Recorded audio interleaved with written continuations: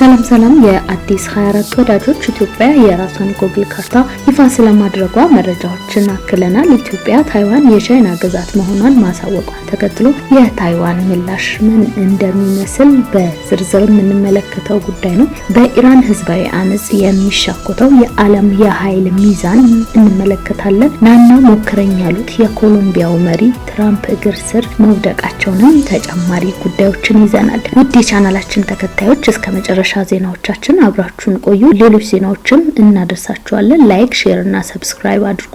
ወደ ቀዳሚው ዜናችን እናልፋለን።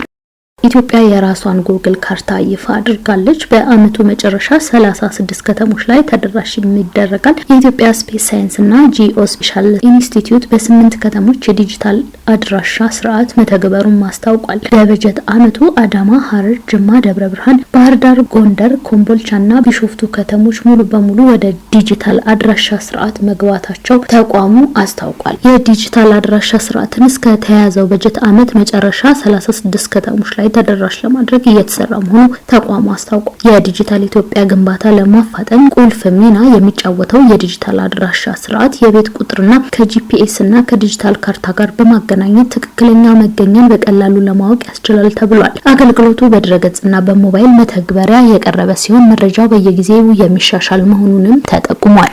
ኢትዮጵያና አፍሪካ ህብረት ቻይና በታይዋን ላይ ሙሉ ሉዓላዊነት መብት እንዳላት እንደሚያውቁ የታይዋንን ነጻነት እንደሚቃወሙና የቻይና መንግስት የተዋሃደች ቻይናን እውን ለማድረግ የሚያደርጋቸውንም ሁሉንም ጥረቶች እንደሚደግፉ አረጋገጡ። ኢትዮጵያና አፍሪካ ህብረት ይህንኑ አቋማቸው በተናጠል ያረጋገጡት ባለስልጣኖቻቸው ከቻይናው የውጭ ጉዳይ ሚኒስትር ዋንግ ዩን ጋር ትናንት ከተወያዩ በኋላ ነው። ኢትዮጵያና ቻይና ዛሬ ባወጡት የጋራ መግለጫ ቻይና የኢትዮጵያ ህዝብ ከሀገሪቱ ሁኔታ ጋር የሚስማማ የልማት ጎዳና ለመከተል የሚደረገው ጥረት እንደምትደግፍና የውጭ ጣልቃ ገብነት እንደምትቃወም አረጋግጣለች። የአፍሪካ ቀንድ ሀገራት ሉዓላዊነትና ግዛትን አንድነት በሚያከብር መልኩ በመካከላቸው የባህር በር ሎጂስቲክስ ትስስሮች ለማጠናከር የሚያደርጓቸውን እንቅስቃሴዎች እደግፋለሁ ያለችው ቻይና ጉዳዩ በንግግርና ዲፕሎማሲያዊ መንገድ መከናወን እንዳለበትም አሳስባለች። ቻይና የባህር በር ማግኘት በሀገራት መካከል ሊኖር የሚችለውን የባህር ላይ ሎጂስቲክስ ትስስር ይበልጥ ለማጠናከር እንደሚረዳም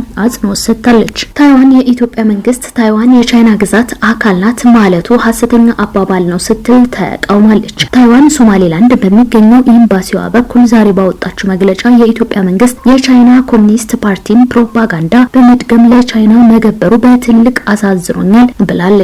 ታይዋን የኢትዮጵያ መንግስት ቻይናን በደመነፍስ ከመከተልና ቀጠናዊ ሰላምን ማረጋጋትን የሚያውክ የዛቻ ትርክት እንዲቆጠብ ጠይቃለች። ታይዋን ይህንን ወቀሳና ጥሪ ያቀረበችው የኢትዮጵያ መንግስት የአንዲት ቻይና መርህን የሚደግፍና ታይዋንም የቻይና ሉዓላዊነት ግዛት መሆኗን መግለጹን ተከትሎ ነው። ኢሰመኮ ቂሊንጦ ማረሚያ ቤት መያዝ ከሚችለው የተጠርጣሪዎች ቁጥር በላይ በመያዙ ከፍተኛ መጨናነቅ ተፈጥሯል አለ። ኢሰመኮ ማረሚያ ቤቱ ለአካለ መጠን ያልደረሱ ተጠርጣሪዎችን ከሌሎች ተጠርጣሪዎች ለይቶ አለመያዙ አሳሳቢ እንደሆነም ገልጿል። በማረሚያ ቤቱ የተወሰኑ ዞኖች ለተጠርጣሪዎች በቂ የመንቀሳቀሻ ቦታ እንደሌለና ተጠርጣሪዎች እንዳይዙ የሚፈቅድላቸው ዝቅተኛ የገንዘብ መጠን 200 ብር ብቻ መሆኑ አስፈላጊ ሸቀጦች ለመግዛት በቂ እንዳልሆነ የጠቀሰው ኢሰመኮ ማረሚያ ቤቱ ለአንድ ተጠርጣሪ የዕለት ቀለብ የመደበው 35 ብርም ምግብ ለማቅረብ በቂ አይደለም ብሏል። ዋና ኮሚሽነር ብርሃኑ አዴሎ የተጠርጣሪዎችን መጨናነቅ ለመቀነስ ፍርድ የተሰጣቸውን እስረኞች በአፋጣኝ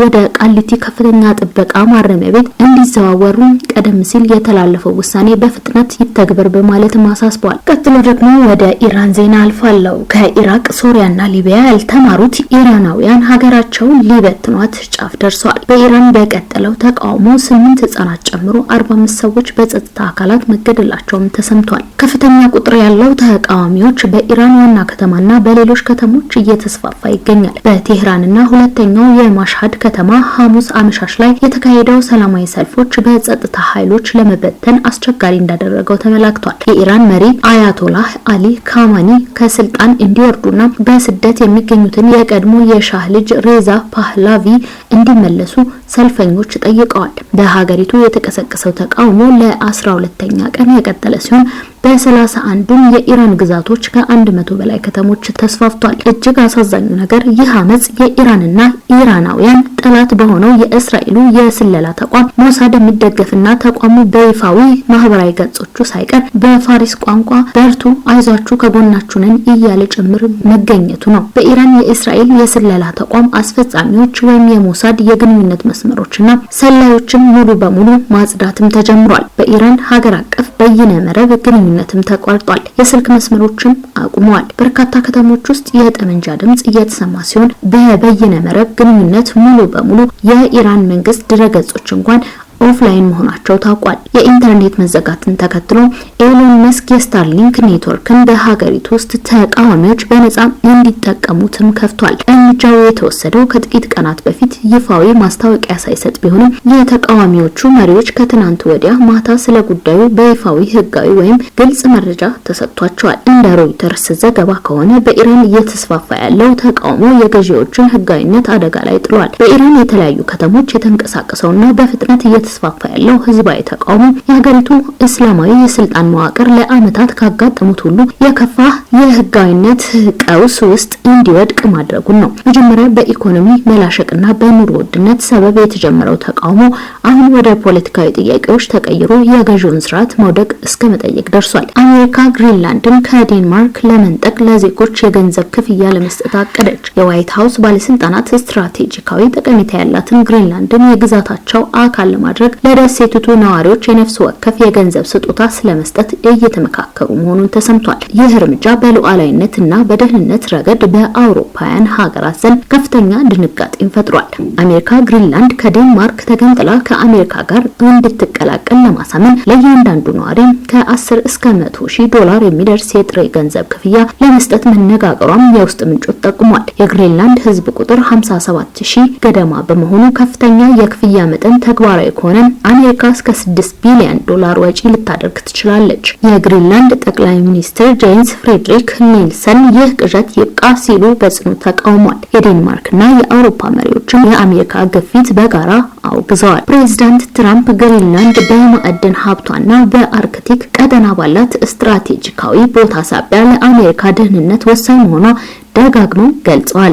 የዴንማርክ መከላከያ ሚኒስትር አሜሪካ ግሪንላንድ ላይ ወረራ ከፈጸመች ወታደሮቿ ፈጣን ምላሽ እንዲሰጡ ፍቃድ መስጠቷ ይታወሳል። አብዛኞቹ ግሪንላንዳውያን ነጻነትን ቢደግፉም የአሜሪካ አካል መሆኑን ግን በጽኑ እንደሚቃወሙ የህዝብ አስተያየት ጥናቶች ያሳያሉ። የግዛትን በገንዘብ የመግዛት ሙከራ በ21ኛው ክፍለ ዘመን ዲፕሎማሲ ውስጥ እጅግ አስገራሚና አነጋጋሪ ክስተትም ሆኗል። በቬንዙዌላ የታሰሩ የተቃዋሚ ፓርቲ አባላት በነጻ ተለቀቁ። የቬንዙዌላ መንግስት በርካታ የተቃዋሚ ቡድን አባላትንና የፖለቲካ እስረኞችን ከእስር መፍታቱን ሮይተርስ ዘግቧል። ይህ እርምጃ የተወሰደው አሜሪካ በቬንዙዌላ ላይ ያቀደችውን ወታደራዊ ጥቃት በድንገት መሰረዟ ካስታወቀች በኋላ ነው። ከእስር የተለቀቁ ግለሰቦች ለረጅም ጊዜ በካራካስ እስር ቤቶች ውስጥ የቆዩ ሲሆን አብዛኞቹ በፕሬዝዳንት ኒኮላስ ማዱሮ መንግስት ላይ ተቃውሞ ሲያካሂዱ የነበሩ ናቸው። እስረኞቹ የተለቀቁት ፕሬዝዳንት ዶናልድ ትራምፕ በቬንዙዌላ ላይ ሊያካሂዱት የነበረውን ሁለተኛ ጥቃት ሰርዘው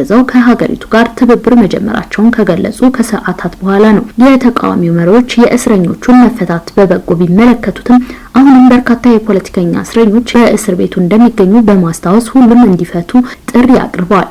ይህ እርምጃ በዋሽንግተንና በካራካስ መካከል ለወራት የቆየውን ከፍተኛ ወታደራዊ ፍጥጫ ወደ ሰላማዊ ድርድር ሊቀይረው እንደሚችልም ተገምቷል። በቬንዙዌላ ያለው የፖለቲካ ሁኔታ አሁንም በዓለም አቀፍ ማህበረሰብ ዘንድ በትኩረት እየተጠበቀ ነው። ከላቲን አሜሪካ ሳንወጣ የኮሎምቢያው ፕሬዝዳንት ጉስታቮ ፔትሮ ዋይት ሀውስን ለመጎብኘት በዝግጅት ላይ መሆናቸውን የአሜሪካ ፕሬዝዳንት ዶናልድ ትራምፕ አስታወቁ። ትራምፕ የኮሎምቢያ ፕሬዝዳንት ጉስታቮ ፔትሮ ዋይት ሀውስን ለመጎብኘት ዝግጅት እየተደረገ መሆኑን ገልጸው በሁለቱ መሪዎች መካከል የተደረገው ውጥረት የማለዘብ ሂደትን ተከትሎ ይኸው ጉብኝት ይደረጋል። ትራምፕ ኮሎምቢያ ላይ ወታደራዊ እርምጃ አሜሪካ እንደምትወስድ ካስፈራሩ ከቀናት በኋላ ጉብኝቱ ይደረጋል። ትራምፕ በማህበራዊ ድረገጽ ላይ ባሰፈሩት መልእክት የአደን የአደንዛዥ እጽና ሌሎች አለመግባባቶችን ሁኔታ ለማስረዳት ከኮሎምቢያ ፕሬዝዳንት ጉስታቮ ፔትሮ ጋር መነጋገር ትልቅ ክብር ነበር።